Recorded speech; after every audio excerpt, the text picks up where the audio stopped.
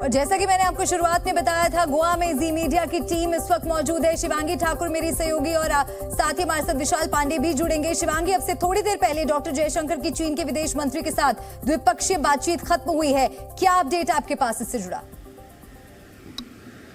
देखिए मल्लिका, इस वक्त की बड़ी खबर आपको बता दें कि चीन के विदेश मंत्री क्विन ज़ांग के साथ ये मुलाकात हुई है और सबसे ज़्यादा चीन के साथ हमारे रिश्ते कैसे हैं, एलएसी पर लगातार हम देखते हैं कि किस तरह से भारतीय सेना और चीनी सेना के बीच झड़प की तस्वीरें आई थी, चाहे वो अरुणाचल का तवांग हो या फिर गलवान हो। उसके बाद से लगातार चीन से हमारे रिश्ते जो हैं वो कुछ बहुत अच्छे नहीं चल रहे थे और इसीलिए ये जो द्विपक्षीय वार्ता हुई है इस पर सभी की नजरें थी कि आखिर क्या कुछ बातचीत इसमें की जाएगी। और देखिए सबसे बड़ी खबर यही निकल कर आ रही है कि लाइन ऑफ एक्चुअल कंट्रोल को लेकर भी दोनों ही देशों के विदेश मंत्री, चाहे भारत के विदेश मंत्री हो, चीनी विदेश मंत्री हो, इन दोनों के बीच बातचीत हुई है।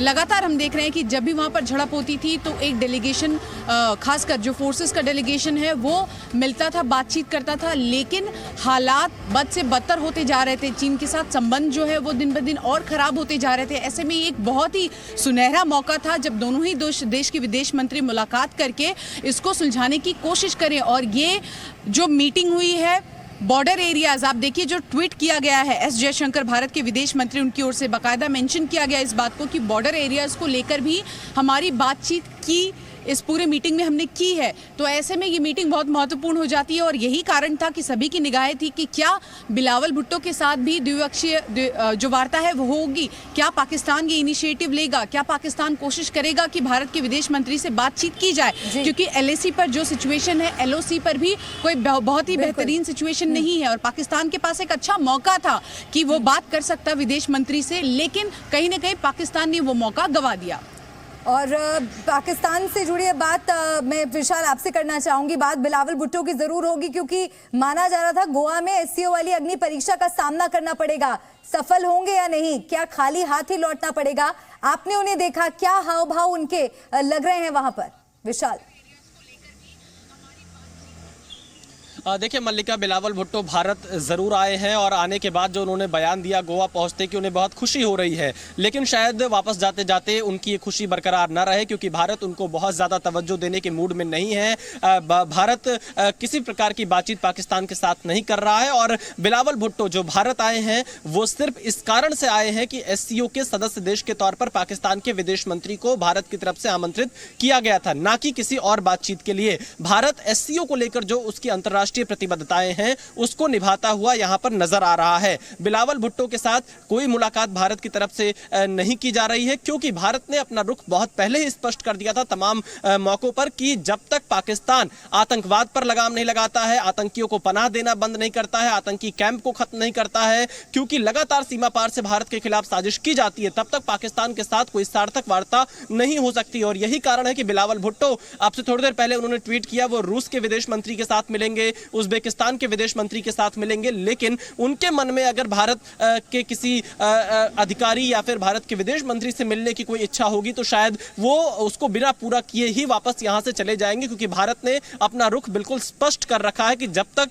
आतंकवाद पर रोक नहीं लगेगी, जब तक आतंकी गतिविधियों पर रोक नहीं लगेगी, तब तक कोई वार्ता पाकिस्तान के साथ नहीं हो सकती है। फिलहाल मैं आपको एक जानकारी दे दूं, बिलावल भुट्टो एक बार फिर से ताज होटल पहुंचे हैं। थोड़ी देर पहले वो यहां से निकले थे, जो पाकिस्तानी मीडिया आई है उनके साथ उन्होंने बातचीत की है, उसके बाद फिर यहां पर पहुंचे हैं। अब से थोड़ी देर पहले आज भारत की तरफ से दो अहम मुलाकातें हुई, भारत चीन के विदेश मंत्री के बीच में द्विपक्षीय वार्ता हुई। जो सीमावर्ती इलाके हैं उसमें शांति सुनिश्चित करने को लेकर बातचीत हुई है। इसके अलावा एससीओ के जो राष्ट्राध्यक्ष का सम्मेलन जुलाई में दिल्ली में होना है उसके मुद्दे पर बात हुई है। G20 के जो सम्मेलन होना है सितंबर में, उसको लेकर बातचीत हुई। इसके अलावा दक्षिण अफ्रीका में होने वाले ब्रिक्स समिट को लेकर भी यहां पर भारत और चीन के विदेश मंत्रियों के बीच बातचीत हुई है। और चीन के विदेश मंत्री किसी भी मुल्क का विदेश मंत्री जब इतने बड़े मंच पे आता है तो आवाम को उम्मीद होती है कि कोई ना कोई हमारे हित की बात वो वहां पर रखेंगे।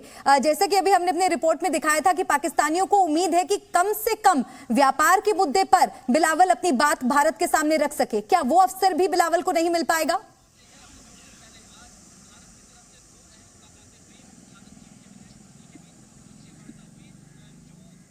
विशाल,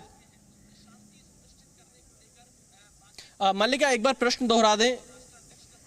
मैं आपसे ये सवाल कर रही थी कि विशाल, किसी भी मुल्क का विदेश मंत्री जब इतने बड़े मंच पर आता है तो आवाम को यही उम्मीद होती है कि कोई ना कोई उनके हित की बात हमारा नेता वहां पर जाकर रखेगा। पाकिस्तानियों को ये उम्मीद है कि कम से कम व्यापार के मुद्दे पर, व्यापारिक क्षेत्र में बिलावल भारत के सामने पाकिस्तान का पक्ष रख पाए। क्या ये अवसर भी उन्हें नहीं मिलेगा? देखिए मल्लिका, यहाँ थोड़े नेटवर्क की दिक्कत है। मैं जितना आपके सवाल को समझ पा रहा हूँ उसके मुताबिक मैं जवाब देता हूँ, क्योंकि नेटवर्क बहुत ज़्यादा दिक्कत यहाँ पे कर रहा है। कि देखिए, फिलहाल पाकिस्तान के साथ यहाँ पर कोई बातचीत नहीं होगी, लेकिन कल जो एससीओ की विदेश मंत्रियों की बैठक है उसमें 15 ऐसे एजेंडे हैं जिन पर चर्चा की जानी है। खासतौर पर सुरक्षा और आतंकवाद के मुद्दे पर चर्चा होगी। इसके अलावा जो एससीओ के 8 सदस्य देश हैं वो सभी 8 सदस्य देश उस मुद्दे पर चर्चा करेंगे जो लीडर समिट में जुलाई में रखना है, जो दिल्ली में होने वाली है। उसमें क्या मुद्दे रखे जाएंगे उसका प्रारूप यहां पर तय किया जाएगा। इसके अलावा ईरान और बेलारूस 2 ऐसे देश हैं जिनको एससीओ के सदस्य के तौर पर शामिल किया जाना है, उस पर विचार किया जाएगा। वो मामला फिलहाल विचाराधीन चल रहा है और उम्मीद ये जताई जा रही है कि आने वाले जब लीडर समिट होगी तो ईरान और बेलारूस भी एससीओ के सदस्य देश के तौर पर शामिल होंगे। लेकिन फिलहाल पाकिस्तान यहां पर रूस के विदेश मंत्री के साथ मुलाकात करते हुए दिखाई पड़ेंगे, जो बिलावल भुट्टो ने जानकारी दी है, और उज्बेकिस्तान के विदेश मंत्री के साथ मुलाकात करेंगे। और इस बात की भी संभावना है, हालांकि अभी इसकी पुष्टि नहीं हुई, कि चीन के विदेश मंत्री के साथ भी पाकिस्तान के विदेश मंत्री की मुलाकात हो सकती है, क्योंकि इस मीटिंग के ठीक बाद चीन के विदेश मंत्री पाकिस्तान का दौरा करने वाले हैं। मल्लिका, शिवांगी, ये एससीओ मीटिंग ऐसे वक्त में हो रही है जब एलएसी पर भी जो हालात है, जो स्थिति है वो सामान्य नहीं है पूरी तरह से। क्या ये एक अच्छा अवसर हो सकता है भारत के लिए कि चीन के साथ आमने सामने बात करके जो भी वहां पर मुद्दे चल रहे हैं उस पर सहमति बना पाए?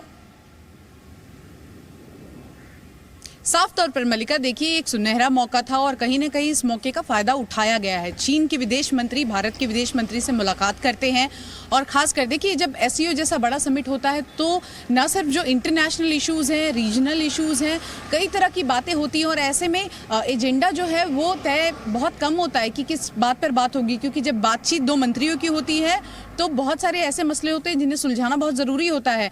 इसीलिए हम ये कह रहे हैं कि चीन ने इस मौके का फ़ायदा उठाया, लेकिन पाकिस्तान इस मौके का फ़ायदा उठाते हुए चूक गया। और सबसे बड़ी तस्वीर जो देखने को मिली रूस और यूक्रेन के बीच जो लड़ाई चल रही है, उस बीच आप देखिए सर्गेई लेवरोव, जो कि रशियन फॉरेन मिनिस्टर है, वो यहाँ आते हैं, वो भी बातचीत कर रहे हैं, क्योंकि यूक्रेन रूस दोनों ही भारत की ओर नजरें गड़ाया हुआ है। उनके युद्ध में भी लगातार वो देखता था कि भारत का क्या स्टैंड है। तो रशिया के चाहे वो विदेश मंत्री हो, चाइना के विदेश मंत्री हो, दोनों ने ही इस मौके का भरपूर फायदा उठाया है। पाकिस्तान कहीं ना कहीं चूक गया है, और एलएसी को लेकर जो बातचीत हुई है, ये आने वाले दिनों में बहुत बड़ा एक बदलाव देखने को मिलेगा। शुक्रिया शिवांगी। विशाल, आपका भी बहुत बहुत शुक्रिया। नजर बनाए रखेगा आपका, हम आगे भी रुक करेंगे और अपडेट्स के लिए। जी न्यूज़।